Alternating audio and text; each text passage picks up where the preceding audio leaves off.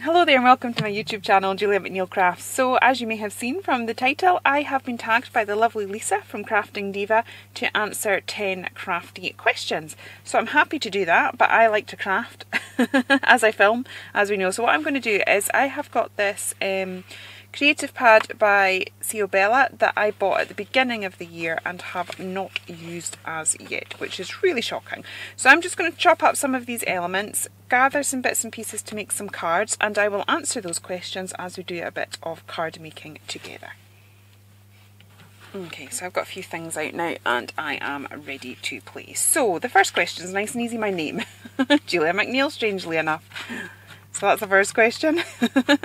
And then the second one is how you came up with your YouTube name. Well, I didn't use an awful lot of imagination, did I? Let's face it.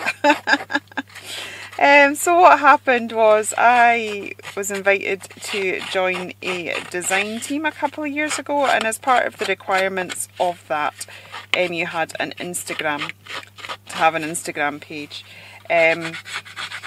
And so although I had a blog, which was The Glitter Chick, I don't know, I just felt like I'd outgrown that name a little bit and wasn't really overly in love with it.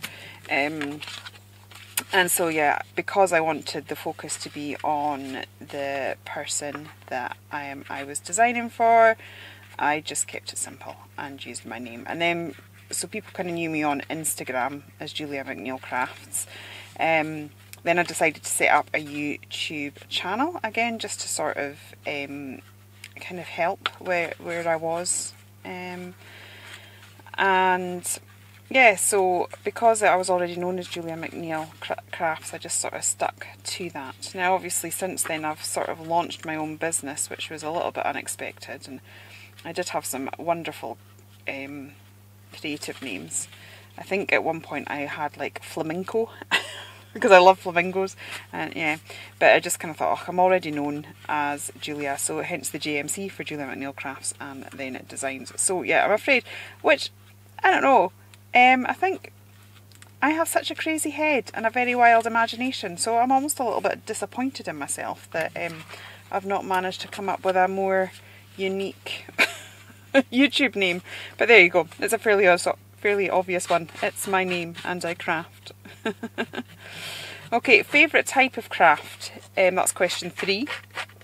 So favourite type of craft, paper craft, hands down. I have tried everything. Honestly, I've done cake decorating, I have done cross stitch, I've made my own clothes. In fact, I made the bridesmaid dresses for my wedding. Yeah, I've done model making with Fimo. I used to make plaster Paris thingy jigs. Yeah, so I've tried all sorts of crafts, but everything within the paper crafting. Now it's very difficult to choose.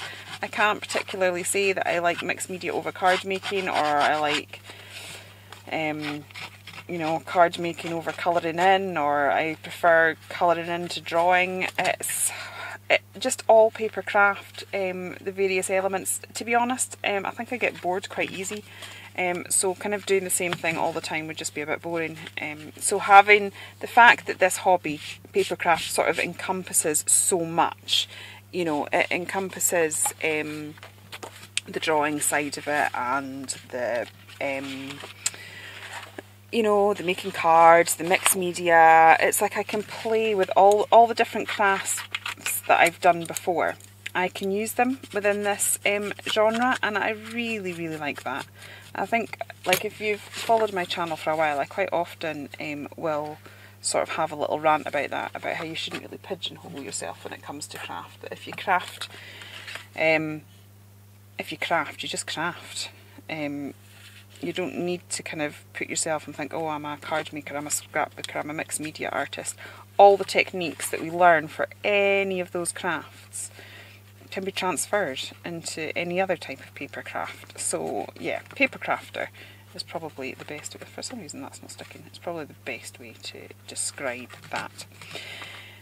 Now, the next few questions are quite hard, because how do you choose your favourites? So the next one is favourite shop. Any shop that sells craft. And I suppose for cheap and cheerful bargains, I like the Works, and I mean my favourite paper pad from this year came from the Works, the flamingo one, and the cactus. Have I cut up the wrong? Yeah, I've cut up one of the bits that I was going to have as one of my tags. Hey ho!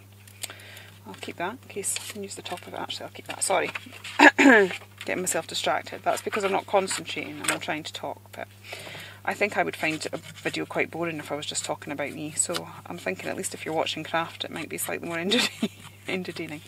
Yes, I suppose of cheap and cheerful, the Works and the range. I love Crafty online. Art from the Heart. They're all ones online that I really like. So yeah, those ones. I think I mostly shop online because I find I get a bit bored, as I've said. So I quite often find that a lot of the chain stores, what's in it is very samey. It's very samey from one shop to the next. So I tend to pick up the odd things, but not everything. Okay, sorry about that interruption. I have no idea where I am in the stream of patter.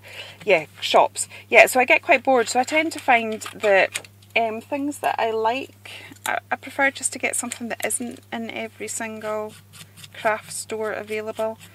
So I do pick up to be honest, I pick up things from everywhere. I'm probably like you all, you know, I buy from Hobbycraft, I buy from the range, I buy from the Works. They're all local stores. Unfortunately, all my favourite independent stores have since closed down, which I think is really sad. And yeah, so those are my other online ones. So right, top 5 YouTube channels. I think that is a really unfair question, and to be honest, I don't think I'm going to really answer it. Just because that's a bit like saying choose your top 5 friends. It's like, if you're friends with people, you're friends with people. And each friend fills a different need. Do you know what I mean? It's like you have one friend that you turn to that, you know, is really good at making you laugh, and you have another friend that, you know, is really good with sound-wise advice, and, you know, another friend that's a great shoulder to cry on. It's like, because we're all different, we all need each other in different ways at different times. So I don't know. I'm not particularly comfortable with answering that question, to be honest. I have met loads of people that I absolutely love. Like, obviously my team, everyone on my dream team, they are amazing. Like, so that's Dawn and Sarah and Laura and Amy, and we had Emma for a while. They are all fabulous. And then I've got my non-YouTuber teams, and they're just amazing as well. I like watching Marry Me Small Arts. I think she's really good. I love CC for her watercolours. But in all honesty, I love yous all. So I really don't think this is a fair question. Yeah, because I genuinely watch, like, if I'm commenting on your videos, then I am genuinely watching your videos. And, you know, I have yous on while I'm, I like having stuff on while I'm while I'm doing my housework. So quite often I'll have, you know, like YouTube videos going on in the background whilst I'm crafting. Not crafting, I'm saying crafting, because actually when I'm crafting I'm normally filming, to be honest, nowadays. But see, while I'm doing my ironing, so I love nice long chatty videos. So for those of you that do it in real time and not sped up with music, I watch you when I'm doing my ironing and things like that. Because I would rather, I'm not really interested in anything on the telly, and it keeps me entertained, and I'm watching crafts, I'm catching up with my friends, and instead of feeling like I'm doing the ironing, I feel like I'm, you know, in a craft room with one of my friends. So I enjoy that. For those of you that do speed it up and stuff like that, I watch it at different times. That would maybe be when I've just nipped to, you know, I'm on my way to bed, and then I might think, right, okay, I'll just have a little, you know, 5 minutes relax with my chamomile tea and a little bit of crafting, and that would be part of my wind down watching. So yeah, I love yous all.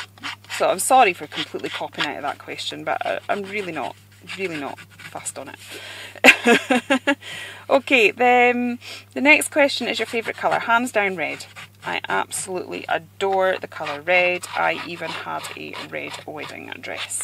Half my wardrobe was red. Funnily enough though, when it comes to crafting, I very rarely use red. And I have no idea why that is. So that's a bit strange. But yeah, so that's my favourite colour. Favourite tools. I love my Heartfelt Creation shaping tool kit. I think that is fabulous.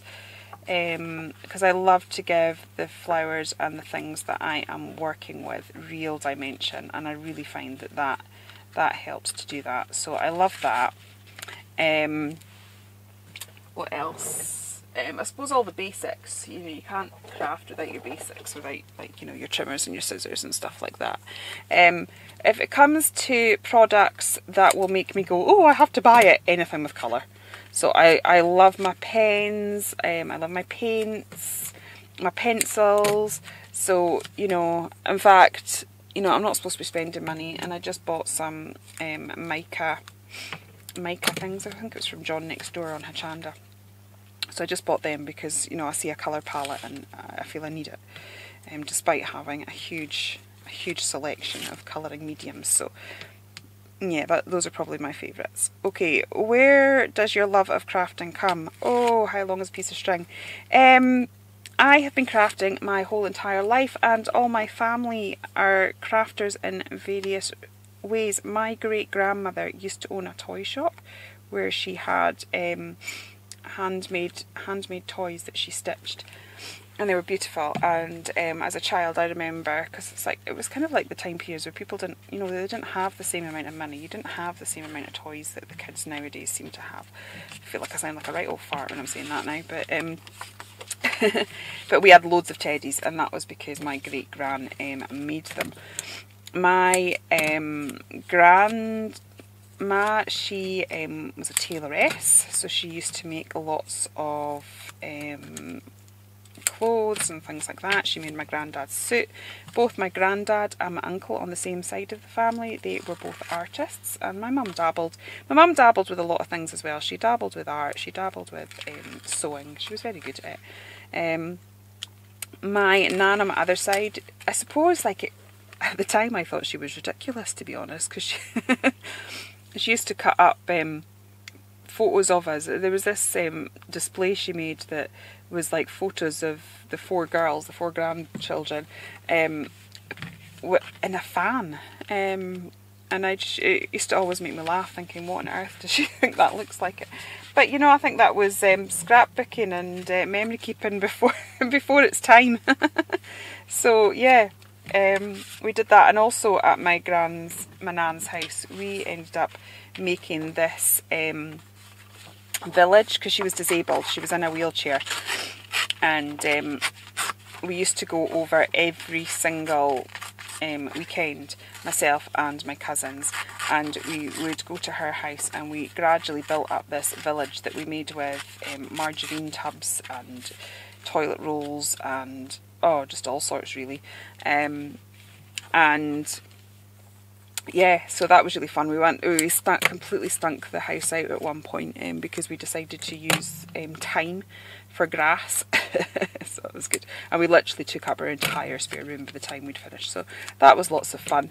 My mum and dad also had this thing that when we were children, we weren't allowed to just sit and watch TV. We had to be doing something with our hands. So, you know, we were either knitting or sewing or crocheting or colouring in or something like that. So yeah, it's been there for a long time. So the next question is, when did you start crafting? And I think I sort of answered that since I can remember. There was no specific time. It was always there in various ways and elements. But yeah, so yeah, I think that. Okay, and then the last question, favourite projects so far. I'm not sure, and I'm not sure that I even still have some of my favourites. I know some of the ones that I've done for TV I really liked. Some of the mixed media plaques and things. I don't know, that's a really hard one. Oh, I've got one to hand, but this is a really old one and I can see that I've improved so much. But this here was my daughter's first boot, her little first welly boot. And so it's size 3 there.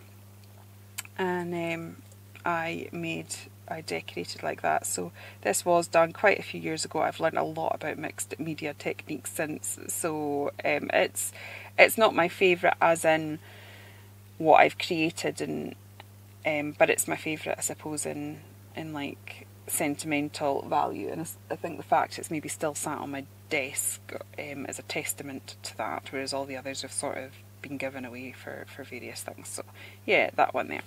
Right, I am still loaded with the cold, so I'm going to go and blow my nose, and then we'll finish off these cards together and I'll talk about the people that I am going to tag. Okay, so I have been aimlessly crafting away here, and I think it shows the real value of not overthinking things, because I haven't been thinking about my card at all. I've been thinking about answering the questions, and so it's just sort of come together. I've just literally been ripping and tearing and layering, and yeah, it looks alright. So therein a lesson of not overthinking things, which is good. So I am just going to finish off this card. I have just had a little rummage around my stash and got a few extras. I've cut some elements out of the paper. I'm going to put a frame around her, but I'm just going to, I've got my gesso out, so I'm just going to brush the edges of that a little bit before I stick it down. Yeah, so I am going to tag my Donny Dawn. So Dawn from Shiny Silver Treasures, because she, I'm sure she'll have lots of interesting things to say. She is one of the people that I've developed a lovely friendship with after joining YouTube. So I'm going to tag the lovely Dawn and the lovely Sarah Rare Root Crafts from my DT. I think the other girls on my DT have already been tagged. So I'm also going to tag Kyra from Kyra Pace, because she is the owner and organiser of the lovely Take 5 challenge. But I also know that she is extremely busy because she's got art school and she kind of keeps up with the challenge, and she's amazing at keeping on. She does lots of Happy Mail for people, and then records all the Happy Mails that she receives and puts them in a book. So she is really busy, so she might be too busy to record it, and if that's the case, then that's fine. I understand everyone's got their own schedules. I'm also going to tag Red Queen Art. Again, I'm not sure whether it's something that she would want to do, because her videos tend to be musicy ones rather than chatty ones, but her mixed media is amazing. She creates, you know, she just seems to move paint about and create the most amazing amazing artworks. She's incredible. Absolutely love her stuff. So what I'm going to do is put links to all these people, so that even if they can't, because I don't want them to feel pressured to have to make videos if they're not able to, because I realise that we can have quite tight schedules. But they're the people that I thought of, and also Kerry Woodhouse, because she is the most amazing watercolour artist and I love watching her stuff as well. So those are the people that I am going to tag. I was saying about not overthinking it too much, and now I'm faffing about. Yeah, so if you lovely ladies want to join in, then yeah, please do. Okay, so I'm going to stick these little flowers down. That little rose I kind of just pulled out from the paper pad, this one here, and then these are just little resin roses that I have had in my stash forever. I think this one could be almost done. I'm going to allow that time to adhere, and let me have choose a little sentiment from my Tim Holtz thing. there is sentiments that came with it, but they seem quite large. Oh, beauty, that one seems suitable. Yeah, I'm just going to give that a bit of a tail so that it looks like more of a banner. Yeah, they're just a bit big for the card sizes that I've made, so I'll use them on another project. Let's just, there we go. That's quite good. And then I will stick a little bit of gesso on these just to knock them back a little bit so they blend in. They just look a little bit shiny. Everything's all sort of ripped and torn, and that just looks a bit shiny, so we'll just, yeah. Okay, do I want some little cabochons? I'm just wondering whether a few of these sort of dotted about might be quite nice. Let's see. Yeah, I think that could be quite pretty.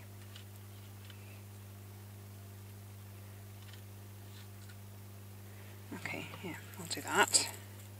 And what I also might do is I will take my Spectrumart Sparkle pen and I'm just going to add a bit of sparkle to the frame. Help that stand out. That's a frame that I just happened to have in my stash and it just went so beautifully. Right, I will just adhere those gems. I'll do that off camera because it'll probably take a wee minute, and then I will come back and finish the other card. Okay, so I have just cut out a sentiment from the actual paper pad, and it says, "Life isn't perfect, but your outfit can be," and I think I'm just going to place that in the centre of this here so that we can still sort of see the lady and the dog, and the little sentiment will become the focal piece then. Okay, so I'm just going to add some flowers that I have pulled out from my stash. That one's not wanting to sit right. There we go.